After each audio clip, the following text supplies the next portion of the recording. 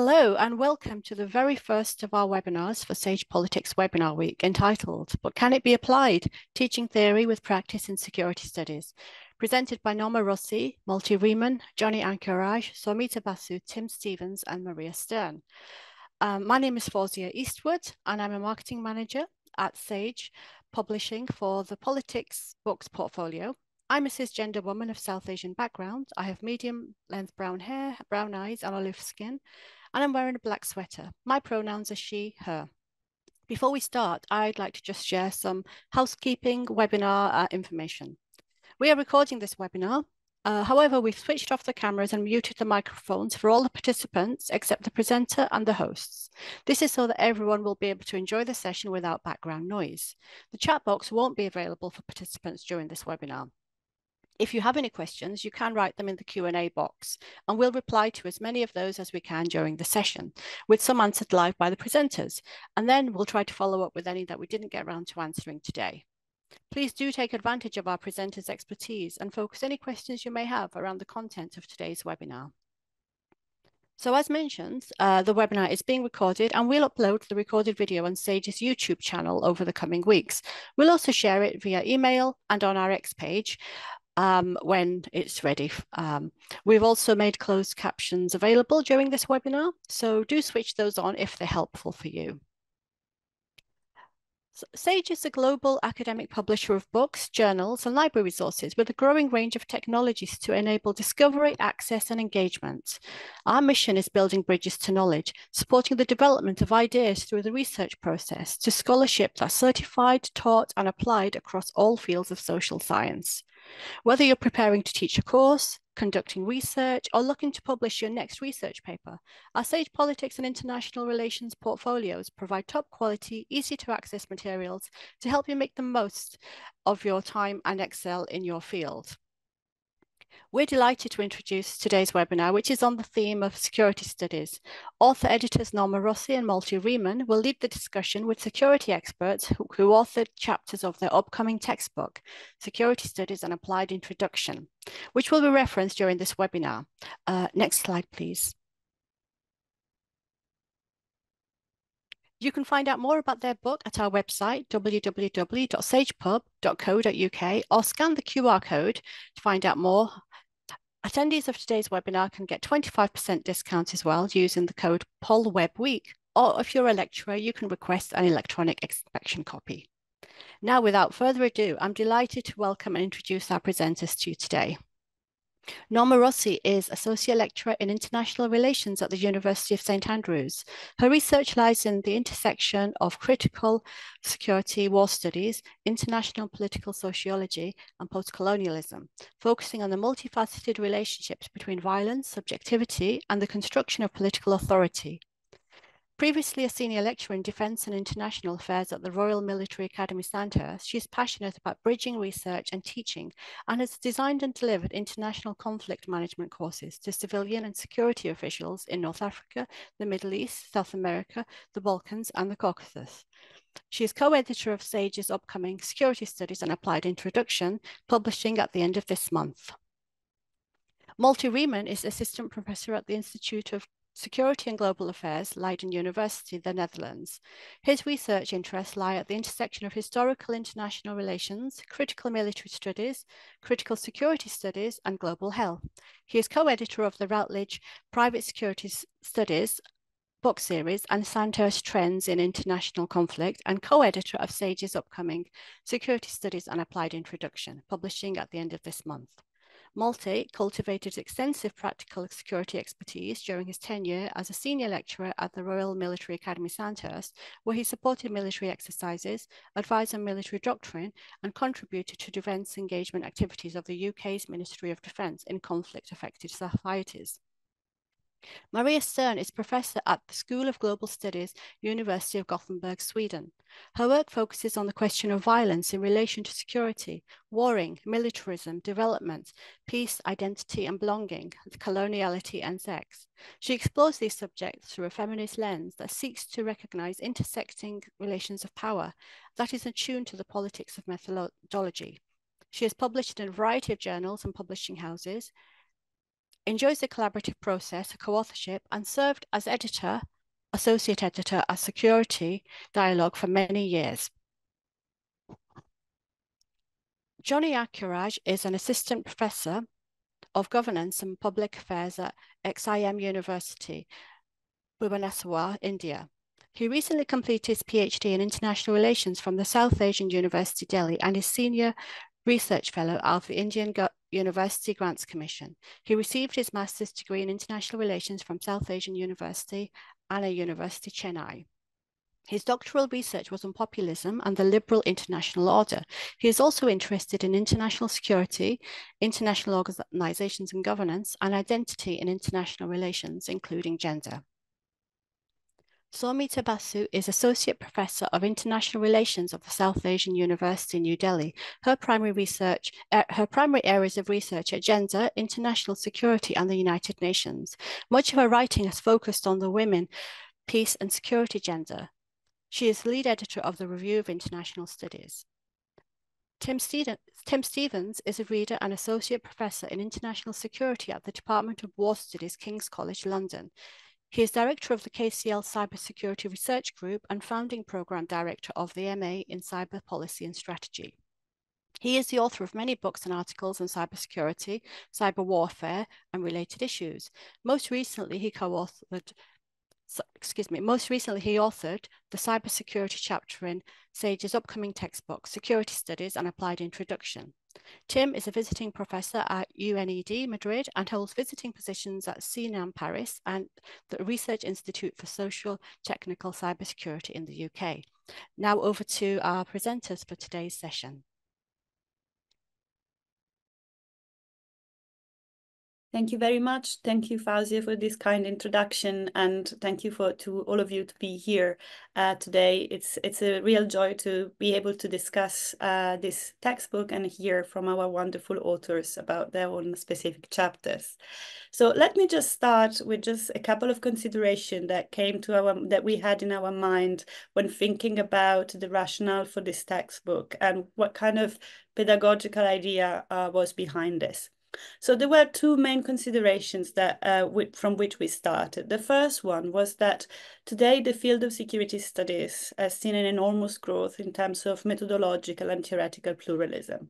And we really wanted that students that are introduced to the field would have a textbook that would allow them to encounter these pluralities, this diversity, this methodological, theoretical complexity from the beginning without, however, overwhelming them, giving them a clear entry point to understand the complexity of security studies today.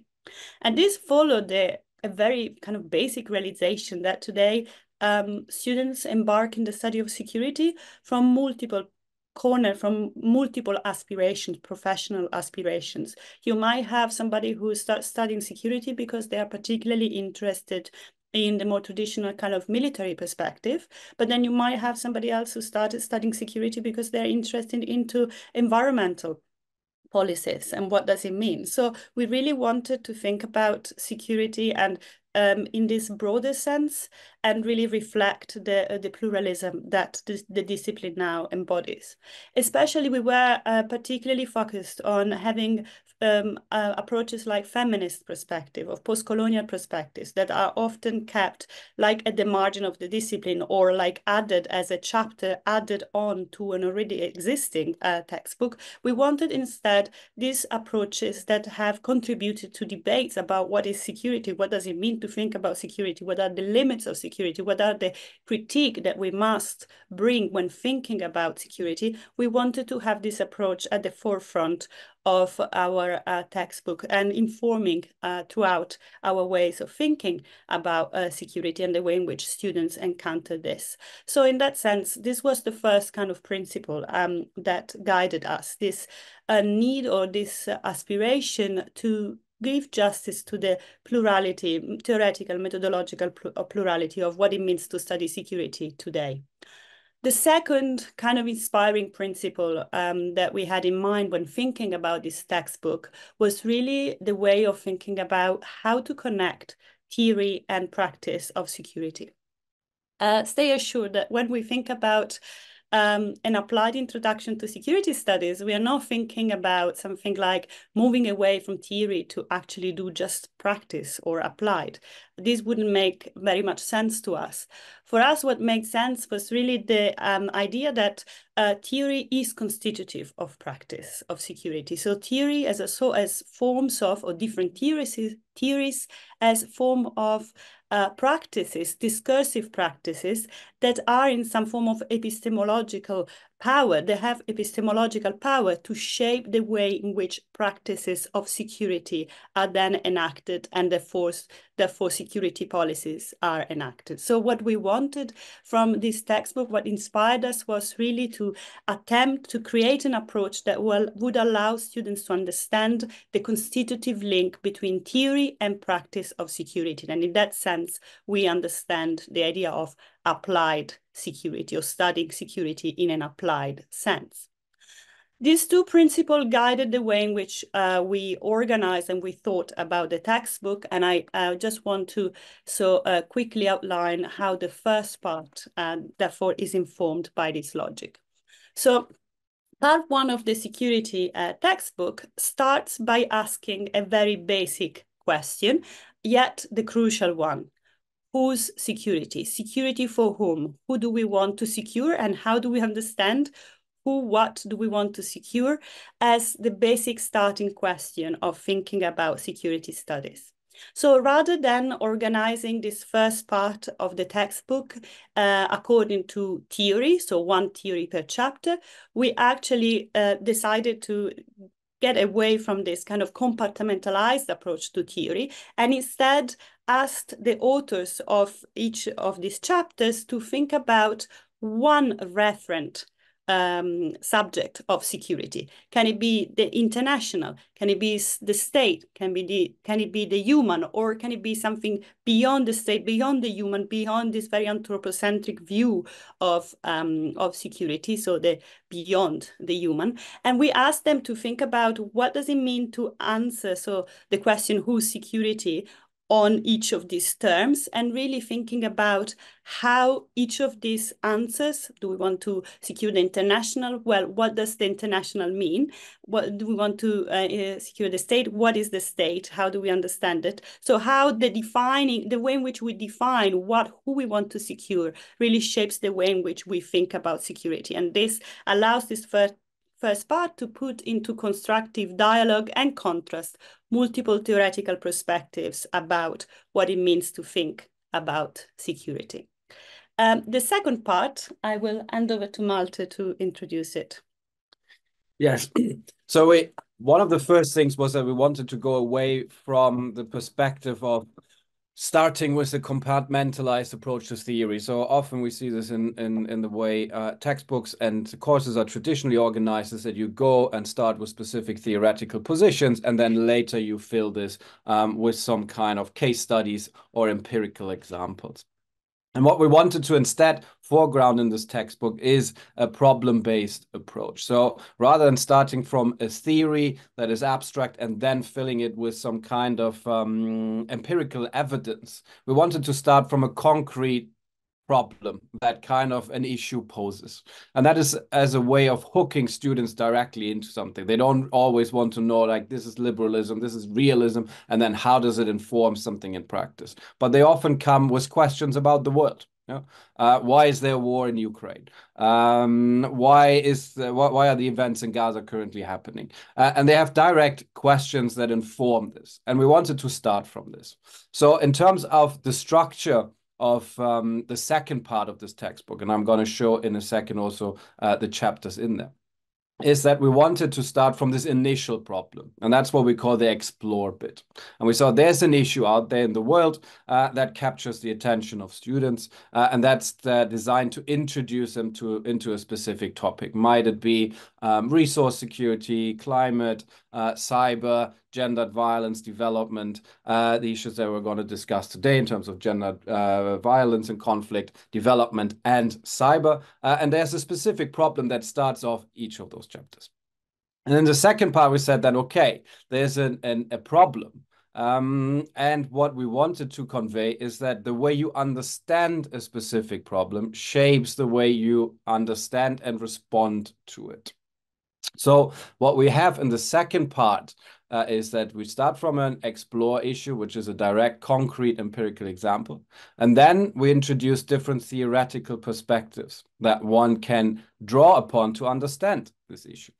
And again, what kind of Norma highlighted, the constitutive relationship between theory and practice, is something that we wanted to highlight here.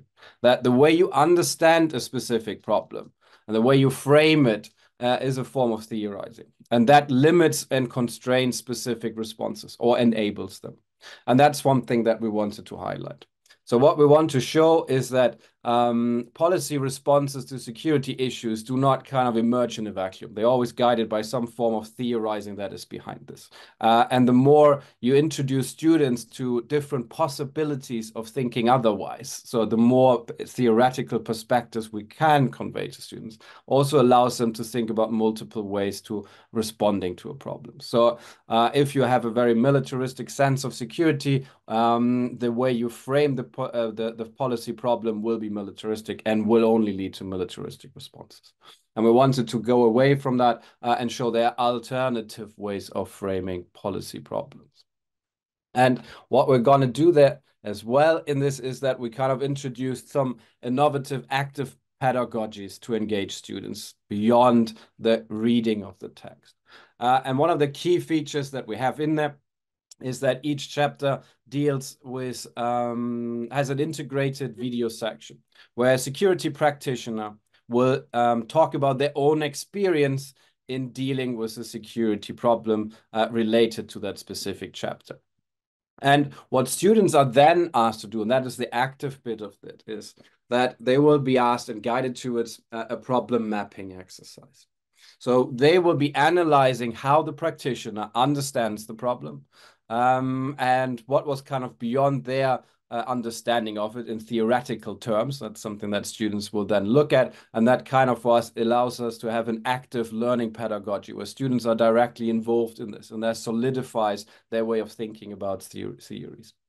And then the practitioner will talk about how they responded to this issue. Again, allowing students to analyze and see the direct linkage between the theoretical understanding of a problem leading to specific policy responses.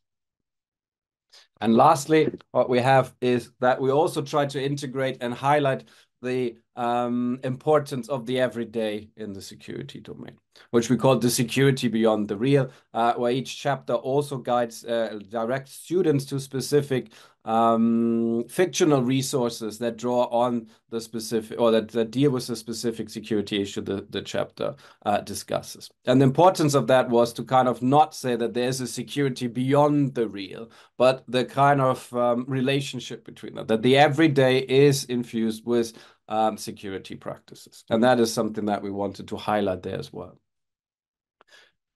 And in terms of the two parts of the chapter, the first one engages with the question security for whom or whose security. So it looks at specific security reference. And the second part of which we have today our wonderful authors here to kind of talk about their chapters, deals with this kind of problem-based pedagogical approach. So it will follow this explore, understand, respond logic to kind of introduce students to specific security studies concerns. Might it be war, terrorism, etc., as you can see here. And today we're going to talk about 3 specific issues. And I'm going to hand over to Maria now to talk about global development. Okay. Thank you very much. Let me just set my thing so I make sure not to go on too long. Well, my chapter is about how global development is framed as a security problem and to what possible effect. Many of us have probably seen in different spaces that the claims that security and development are connected are very, very commonplace in policy and in media, but it's not really clear what that means. And we can sort of stop and pause and think, okay, how can we make sense of claims that global development or the lack thereof is a security problem? or that the lack of security is a development problem. What does that look like in practice? What does that mean to people and in their lives and whatnot? In what ways is global development a security problem? For whom? What is the perceived threat? What needs to be done to prevent harm? Who needs to act? What kinds of harm are we talking about? Caused by whom? And to whom or what? So the learning goals of my chapter are to understand how framing an issue as a security problem at different scales and from different perspectives renders certain aspects of the problem visible and certain practical solutions to the problem desirable. And on the flip side of that, to understand how framing an issue as a development problem works in similar ways. Also to understand how security and development problems and solutions interrelate, even mesh, and to critically reflect on how such framings and solutions might also reproduce harm. So I'm very grateful to both Norma and Malte for developing such a fruitful format for thinking through such difficult questions, because I found it both helpful and productive for my own thinking. And when I approached this chapter on global development as a security problem, I realized very quickly that I can't focus on global development as a whole, because it's way too big, or to flip it around on security as a whole, as a development problem. So I chose to highlight one development or security problem, namely conflict-related sexual violence, which is a subject that, together with my colleague Maria Eriksson-Batz, I have spent much time researching and thinking about from various angles. So in the beginning, under the Explore chapter, maybe you can switch slides, I explain how the problem of conflict-related sexual violence has been perceived historically and how it has now finally earned the attention at the highest levels of the global security landscape.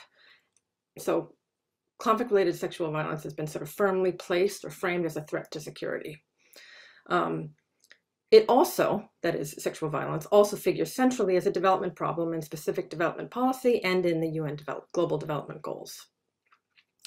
And so to try to understand this problem, I chose to look at conflict-related sexual violence as how it appears when it's framed as a threat to human security, and then to human development. So let me explain that. And then to state security and state development. That doesn't mean that those are the only frames. There are tons of different frames we could have chosen, but I chose these because it works in the scope of the chapter. So if you address conflict-related sexual violence as a threat to human security, that means usually that you understand it through a human security framework. And the focus is on how this form of violence is a threat to individuals, and most specifically the people who are most vulnerable to sexual violence inflicted usually by members of armed groups and national armed forces, which also rests upon a whole host of assumptions about gender. And this kind of framing leads to responses by the international community or national, local actors to provide conditions for realizing human security for those afflicted, such as survivor-centered initiatives that provide health care, for example, or efforts to address PTSD, post-traumatic stress syndrome, for ex-combatants in disarmament, demobilization, and reintegration programs to break cycles of violence that often perpetuate post-armed conflict. If we move on and then look at how conflict-related sexual violence can be seen as a threat to human development, the focus shifts just slightly, and it is focused on as a problem that hinders the human development of those subject to it. So we might arrive at similar understandings to the ones I noted above, but maybe with a bit more on how this form of violence hinders the ability of people, human, usually also women and girls, but more recently men and boys as well, their ability to develop, their access to education, to livelihoods, etc. And responses in the policy community would then, through this framing, offer sort of succor to those afflicted and try to help them realize the conditions for their own human development, survivor-centered initiatives that focus on empowerment, for example, and on the encourage healing and rebuilding of communities post-conflict. So very similar. If you move on and look at it as a threat to state security, it shifts a bit. That the idea there is that conflict-related sexual violence harms not only the people in the communities directly targeted, but also injures the stability and security of the state in which they live. In cases where it's committed by armed groups and national forces against the civilian population, the threat of sexual violence impedes efforts to achieve peace and stability by creating a divisive climate of fear and mistrust. Impunity that often accompanies conflict-related sexual violence undermines the rule of law, as well as the legitimate state monopoly over the use of violence. So responses through this kind of framing might focus more on, for example, security sector reform, building up a cohesive whole of government approach and reforming the security sector. And this includes also enhancing the rule of law through, for example, the use of mobile courts, which is the example I bring up at the end of the chapter, which are temporary courts that travel to remote and inaccessible areas, for example, in the DR Congo, where traditional courts are not present. And this is so that we can work against impunity and bring people who have committed sexual violence to justice. If you see, on the other hand, conflict-related sexual violence as a threat to state development, we can see how it poses a threat to national development, economically, politically, and in terms of the well-being of society in general. So responses would be many that fall under development cooperation, including humanitarian support to prevent, respond to, and address CRSV as similarly in ways that were just mentioned, but also include resources for investing in infrastructure, justice system reform, gender equality at all levels of society, targeted resources for girls' schooling, incentives for women's participation in politics and peace-building efforts, etc. And so the similarity of these kinds of ways of framing jumps out. There are many overlaps, depending upon how, of course, one defines security or development. But it doesn't mean that the concepts and practices of security and development, the fields designed to study them or the policy bodies designed to implement them are always one and the same. It has a lot to do with politics and money and different budget posts, what kind of interventions are going on where, and what are the short-term and the middle-range goals. And so to get at some of the implications of these different framings, I offer a critical reading of, for example, security and development as racialized techniques of governing or rule that have to do with power relations in the North and South. And so how we can see, for example, how connections that are being drawn in different policy bodies between, for example, development security, often imply a chain of implication, such as, this is just an example, where poverty breeds discontent, conflict, and violence, which breeds instability that may spill behind the afflicted territory through migration or the spread of conflict and violence. This, so the reasoning goes, occurs perhaps through radicalization and subsequent acts of global terrorism, or through the risky, violent, potentially raping bodies of young male migrants. Such potential violence threatens the security of the intervening states, for example, in Europe, and the people who live in these states. So if you take that kind of lens of critique to the kinds of interventions we were talking about before regarding sexual violence, conflict-related sexual violence, we can see how framing it in the ways in which I discussed above might reproduce uneven power relations and potentially even harm. For example, various programs and projects that target gender equality in the DR Congo reproduce stereotypes of vulnerable, poor, Black and brown women and girls who need the security, development, and perhaps humanitarian assistance that the international community can offer. The logics underpinning the perpetuation of such stereotypes tell us that women and girls must learn to be empowered or empower themselves, often in the image of the supposedly enlightened and empowered women in the North and West, to be able to achieve security and development. The survivors of conflict-related sexual violence, as well as girls and women in need of health care, are compelled to be recognizable as the vulnerable subject that the international community expects. Individual women and local women's organizations must train their voices to be heard in the registers that are audible to the international community. Their agency must fit the script that is written for them through, for example, the WPS agenda, which will be talked about soon, I can imagine. And their suffering must squeeze into the categories of harm comprehensible to willing and well-meaning donors. So basically, and then I go through an example of the mobile courts and some of the problems that have come up with the solution of mobile courts to the problem of conflict-related sexual violence. So basically, the chapter tries to pick apart in different ways the framings of conflict-related sexual violence as a security, as a development problem, and how looking at it from different angles, produce different kinds of interventions and responses, and what might the implications of these may be. Thank you.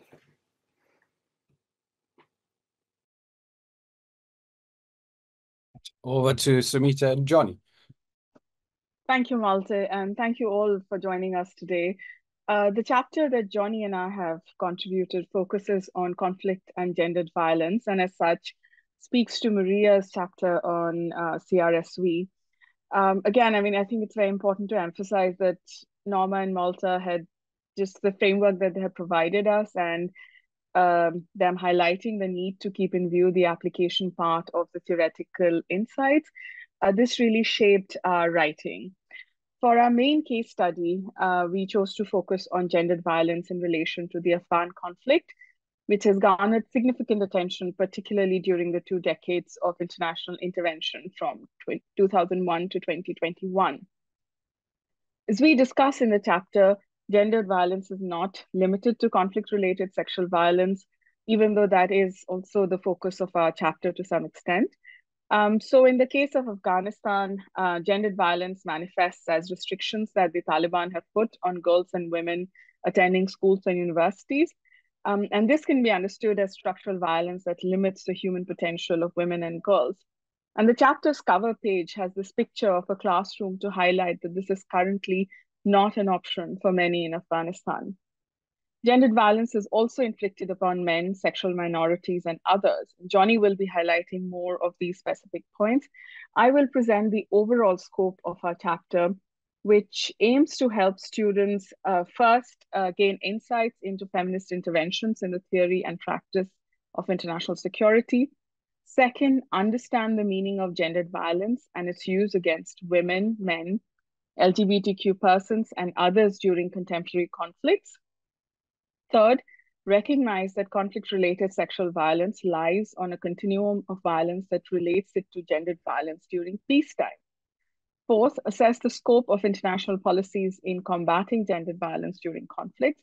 And fifth, comprehend the multiple ways in which gendered violence has been integral to the conflict in Afghanistan. Please change the slide. So this, you can see here the explore, understand, respond format that Malte had presented to you. And as IR scholars, our attention was very much on where and how the international is positioned when we discuss conflict and gendered violence. So on this slide, you will see one of the most iconic images to come out of Afghanistan in 1985, which is this photograph of a young Afghan girl named Sharbat Gula. And this was taken by the American photojournalist Steve McCurry. We use this picture of McCurry talking about the photo as a metaphor for how representations of the precarious status of women in Afghanistan has been used to advance particular interest. And importantly, what this means for the women themselves. Sharbat Gula acknowledged in an interview to the BBC in 2017 that the photograph made her famous and consequently brought international attention to the plight of women in Afghanistan, but also said that, and I quote, the photo added a lot of problems than benefit, end quote, which is something that feminist commentators have contended about the post-2001 Western interventions in Afghanistan as well. The chapter is divided into the 3 main parts, as I said. And on gendered violence in Afghanistan, our case study, our first key takeaway was that Taliban regime is a threat to the security of women and girls in Afghanistan, but also that their security was not assured during the 20-year international intervention. Second, even when the impact of conflict on gendered violence is recognized, it is not deemed important enough to challenge the business as usual of international politics. So, for instance, it is notable that the US signed the Doha Accords with Taliban in 2020 without including any guarantees for the protection of women and their rights, in spite of this being the rallying cry for decades. And our third takeaway is that gendered violence is not merely a byproduct, but is integral to the unfolding of conflict and its resolution. Of course, the Afghan conflict is hugely complex. There are many factors at play here: colonial histories, war economy, ethnic divisions, you name it. And amidst all of this, we do note that it can be challenging to situate the relative significance of using a gender lens. And we highlight that how much attention you pay to gender depends on your worldview and the place from where you, the world, the part of the world that you're viewing and where you're viewing it from. So all of that is important, but we hope to communicate through this chapter that attention to gendered violence provides a fuller comprehension and of conflicts, and also in terms of policy response, a more sustainable resolution of conflicts.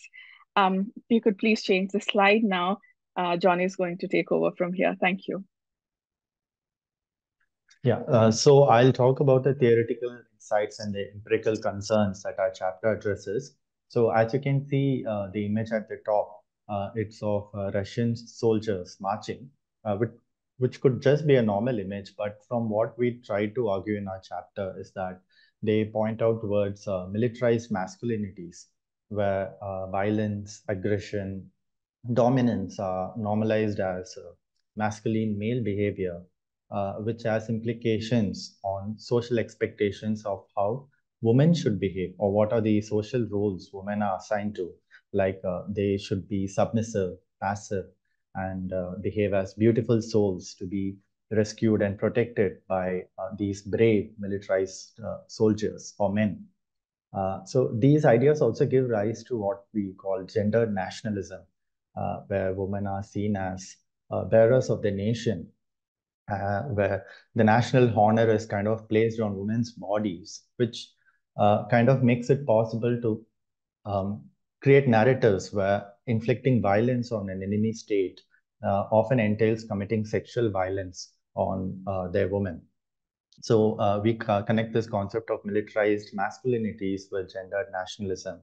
And we take a very intersectional approach, and we take a lot of detail to explain the concept of intersectionality as well, where we go beyond the concept of focus on women alone, and we also look at queer men, transgender women, transgender people in general, and also men who also face gendered violence.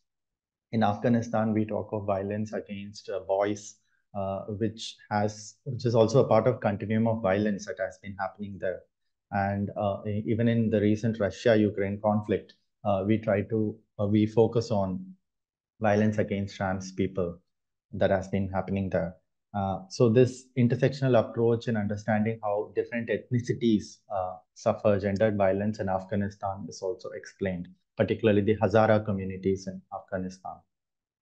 And also attention to the concept of heteronormativity, we believe makes us understand how those who are deemed to be deviant from the heterosexual norm are often at the receiving end of gendered violence in most of the conflict locations.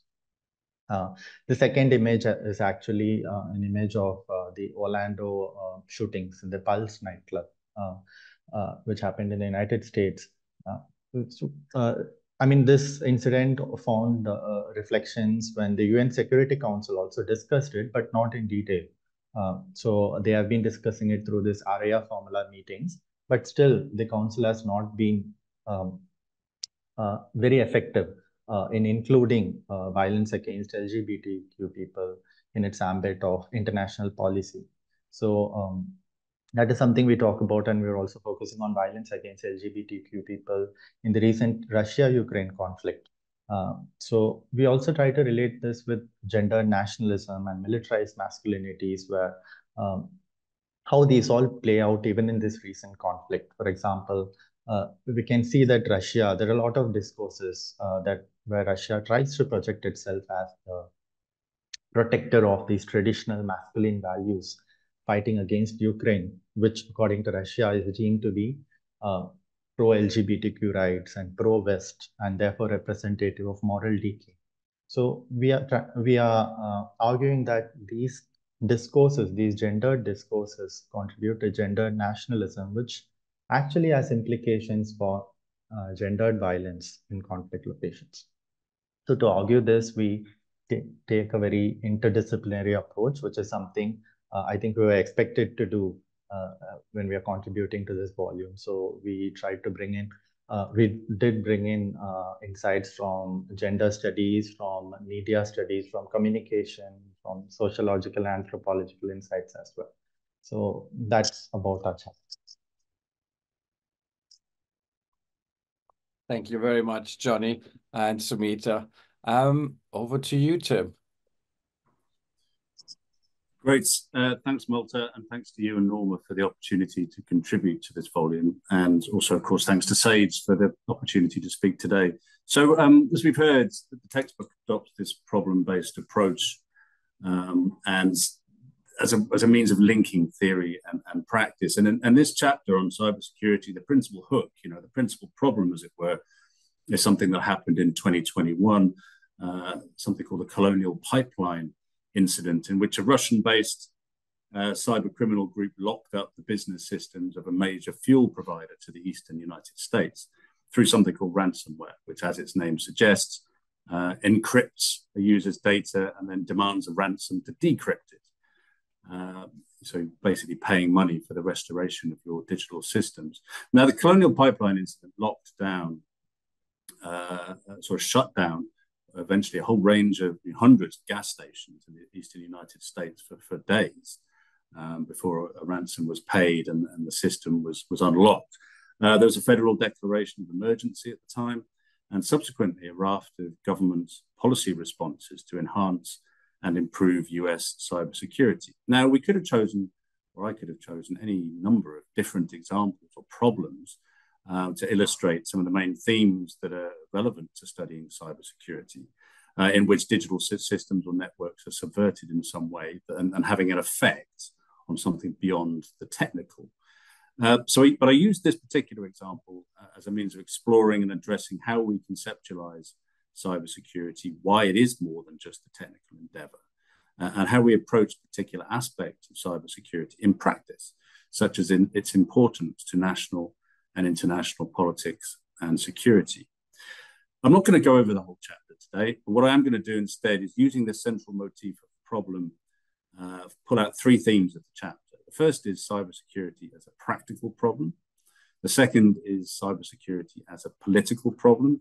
And the third is, if you like, cybersecurity as an intellectual problem, how we problematize cybersecurity, and also problematizing cybersecurity scholarship, which I think is a hugely important endeavor. So first, cybersecurity as a practical problem. Well, a conventional reading of the field is, it boils down quite often to how the internet was designed and deployed back in the late 1960s, where supposedly for simplicity rather than security. Scientists wanted to communicate with one another, and security was an afterthought. And we've spent best part of literally half a century retrofitting security onto something that wasn't designed to be secure. But the point that comes out of this is that the internet and other digital systems and networks that we have vulnerabilities that can be exploited. But this approach tends to think of cybersecurity as a set of complex interlocking hardware and software problems, engineering problems, or as one of data protection and privacy. These are quite technical propositions, and really about the confidentiality, integrity, and availability of information. But these are technical problems to be fixed through technical means. They're practical. They're the sorts of things that an enormous global industry has evolved to support. They're also, of course, the technical communities whose job it is to try and find and fix and mitigate these problems, if you like, of a very kind of scientific technical nature. The thing to be secured in that worldview is the network and everything that passes across it. It's a huge problem, a very multifaceted one too. But if you just stop to think, well, why are we securing digital systems at all? We encounter cybersecurity as a slightly different problem, as a political problem, in fact. And the reason why we need to secure digital systems is not because they're somehow worthy of security in themselves. It's because they do things upon which we rely, we depend upon. And that dependence is a vulnerability that can be exploited. Our critical infrastructures, food, energy, water, transport, communications, logistics, and so on, all rely upon the proper functioning of digital systems. And when those enabling systems fail, or are subverted, as in the colonial pipeline case and many, many others, it throws into sharp relief that cybersecurity has deeply political implications too. And in this register, what does cybersecurity intend to secure?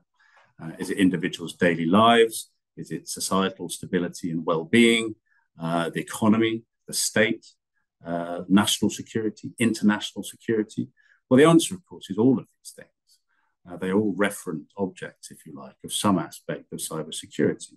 And cybersecurity itself is the object of myriad laws, regulations, policies, national strategies, international, bilateral, and multilateral arrangements. As such, it's contested, it's controversial. It touches on human rights, on civil society, on consumption patterns, innovation, diplomacy, statecraft, political economy. The list goes on and on and on. It's something that cross-cuts pretty much every sector that we could think of. And of course, it's not just about what our adversaries do through cybercrime, espionage, surveillance, cyber warfare. We exploit the networks too for economic gain, for strategic advantage in conflict and competition. And our activities also affect the security and stability of global cyberspace and everything that depends upon it. So cybersecurity is very much political. And it's not just because all security is political, although I believe that to be true, but because we can also trace empirically the ways in which the technical and the socio-political are co-constructed in digital assemblages like the global internet. And always keeping an eye on the politics of cybersecurity is essential if we're to understand cybersecurity as more than just a technical or practical problem. So moving to the third aspect, if we accept, as I think we should, not only that security practices shape our perceptions of and approaches to security problems, but also that security studies methodologies impact security practices. I think we need to accept that with cybersecurity as much as any other field of security. But this is not just a question of so-called impact, i.e. the determination to be policy relevant, which is a persistent concern of IR scholars. There's also to think of, as Norma mentioned earlier, this constitutive relationship between theory and practice, academic discourses and methodologies as constitutive of security, because this speaks to our positionality as scholars as well as agents of knowledge production about something like cybersecurity, and occasionally as agents of that security itself. How do our own knowledge practices produce and reproduce security narratives and justifications that shape the very forms of security that we often set out to critique? And this is thinking of ourselves as professional scholars, but also of our students as active creators of cybersecurity knowledge.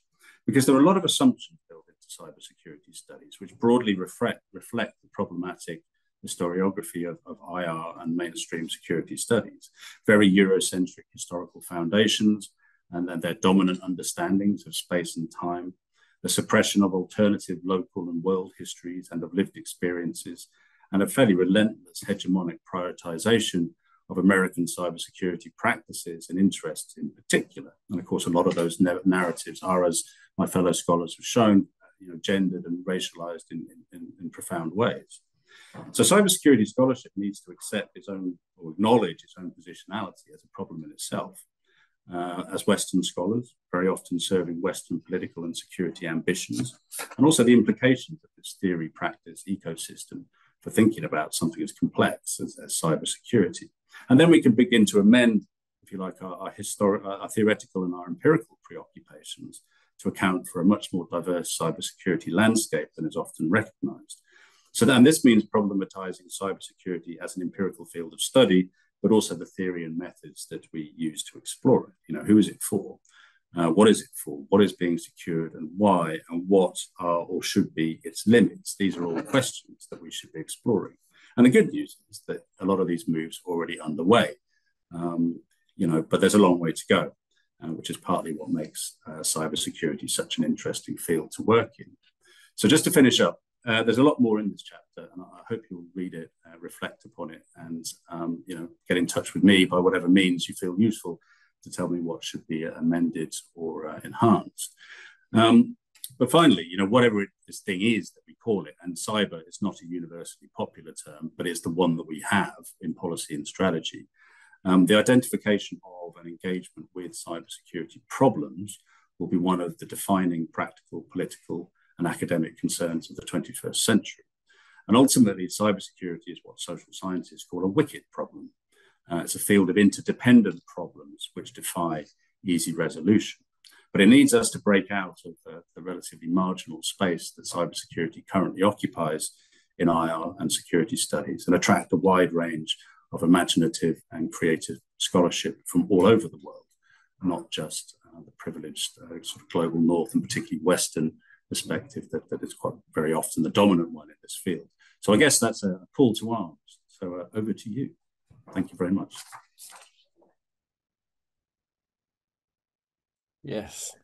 Thank you, Soumita, Maria, Johny, and Tim, for this kind of very nice tour de force through these different chapters and showing nicely how this kind of explore, understand, respond logic unfolds, especially in terms of bridging this connection between the theories and the practice. And I think it came nicely through how we envisioned it to show how theories are constitutive of the realities that we then operate within, and that kind of enable specific practices or delimit specific ways of responding to those issues. I think we can now start with some questions, and I'm not sure we already have some in the chat. Yes, the chat doesn't have any as yet, but everybody, please do feel free to write your questions in the chat, in the question and answer box, I should say, and we can take them live. So we have a few minutes left for the questions and answer, obviously. But in the meantime, while people are writing those in, a few questions were asked in advance, and I'd just like to pose one of those to you, if that's okay. So one of those was, actually this was something that you were addressing throughout the presentation, but I don't know if you would like to give a recap on how effectively can we combine, how can we effectively combine or balance theory and practice in teaching security studies? That fine balance, how can that be done? Perhaps I would just start by saying, by taking seriously the co-constitutive relationship between these two and really making sure that students get a grip and give students the tools to actually analyze this co-constitutive relation, giving students, paying specific attention to our pedagogical practice, our pedagogical methods, to allow them to really grapple with how ways of thinking and ways of doing are co-constitutive and related. And I think what these three presentations really showed very well is that by doing that, you can actually arrive also to understand how solutions in practice are actually expression of problems in thinking.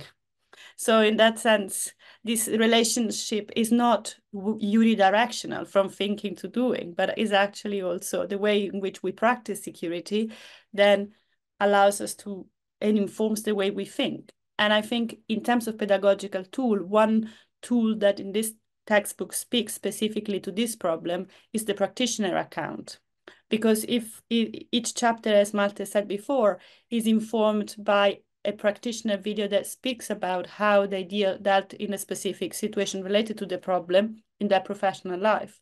And this can, in a sense, close that feedback loop, or at least tries to give a sense of the students to this mutually enabling relationship between theory and practice, thinking and doing. I think also as these kind of practitioner videos are embedded in the textbook, they do kind of two nice things from our perspective. First, we have a very broad understanding of practitioner. And that's, I think, key, because generally we have a specific way of thinking about the security practitioner, very often also in kind of gendered terms as a male doing something, or a form of a specific way of doing security that is related to militarized institutions very often. We, however, wanted to broaden this. So for us, our understanding of practitioner is broad.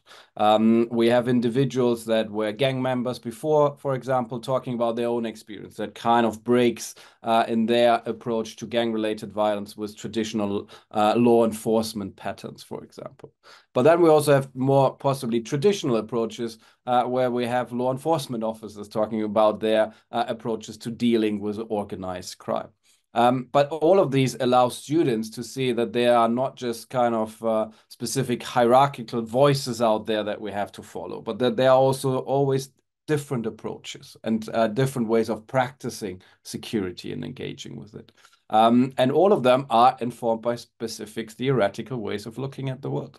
And this is, I think, what comes nicely out of these chapters. And on top of that, it allows students through this problem mapping exercise to solidify their knowledge of this co-constitutive relationship between theory and practice by looking at a practitioner and analyzing what these individuals say.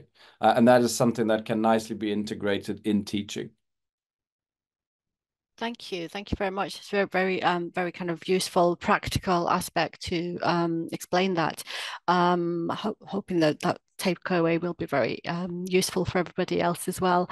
Another question came in, and this is an interesting one. So this one was, can generative IA be somehow helpful in problem-based learning within the field of security studies? This one came in advance of the session. I don't know who would like to answer that one. I think we were kind of wondering about something like this beforehand.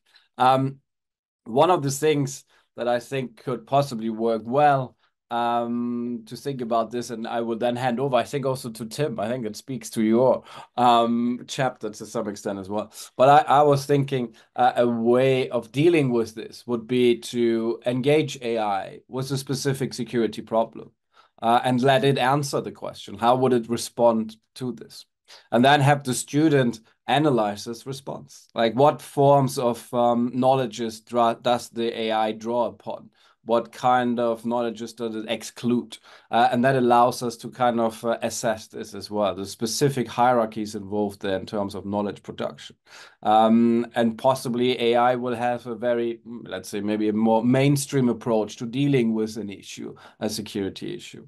And would be interesting to see what kind of forms of dominant knowledges are being fed into the AI to respond to an issue. And that kind of is maybe something that then can be brought into seminars to be discussed. Also about the dangers of AI. What kind of knowledges does it marginalize, exclude, and which ones does it highlight? Yeah, if I could, do you want me to just comment as well? Yeah. I agree with all that. I think it's a useful tool for generating opportunities for critique and for understanding how knowledge is constructed in the classroom, but also outside the classroom. And I think there's a broader pedagogical issue here. I'm sure that the other panelists would agree. It's why are students looking to ChatGPT and the like as solutions to their scholarly problems? And I think it forces a little bit of reflection on our part. I mean, it can't all be instrumental, surely. There must be something else going on here too. Is it just that students want to get a very good grade? But I think if we acknowledge that this is a problem and just say, okay, as we do here at King's, yes, you can use ChatGPT and the like, but you have to acknowledge how you've used it. It's quite a good opportunity actually for students to a different angle, if you like, on how they engage with texts that are generated through a different form of rationality. But I think that dovetails really nicely with what Malte was just saying. But I do think, problematizing the use of generative AI is itself an opportunity for us all to reflect on our scholarly practice, not just students. Thank you. That was fantastic. Thank you very much again, and for answering those questions. And I see we have actually one last question that's arrived in the box, and we are running close to the end of time. So I'm just going to pose it to you, but just bearing in mind we are going to be closing in a couple of minutes. This question is, how do we situate in your pedagogical approach the security challenges of developing states that face insecurities from multiple sources? I think Maria, would that be one that you could speak to, or would anybody like to take that question? Sure, I can try. I mean, I guess I mean, it's a very good question, and I think in my pedagogical response is usually to sort of return to those questions that Norma and Malte started off with, in terms of, you know, the sort of typical security questions: security for whom and from what, and by whom and how and where, and to constantly try to sort of unpack how different sort of vulnerabilities are being framed, and how people see or experience the problems that are leading to these types of vulnerabilities, and what kind of solutions are coming out. So it's sort of my pedagogical approach is to continually return to those types of questions around framing and unpacking the referent object of security among all the other security questions, to show the very many different intersecting ways in which people are rendered insecure, for example. Thank you for answering that. And we actually don't have any more time for questions now. So I'm just going to end by saying thank you very much to everyone that took part. Thank you very much for our presenters today. If you attended and you'd like to know more about the book, don't forget to visit our webpage to find out more about the textbook Security Studies and Applied Introduction. And to help celebrate our first politics webinar week, we are offering you a 25% discount using the code PolWebWeek. And if you're a lecturer or a module leader, you can also request an electronic copy from our webpage. And we'll be sending you an email with the webinar recording link in the coming weeks, so you can watch it again or share it with any colleagues who might be interested. And once again, thank you very much to Norma, to Malte, Johny, Soumita, Tim, and Maria for your time today, and for that very illuminating presentation and discussion. Thank you to Georgina for helping to facilitate the webinar, and thank you everyone for joining us today.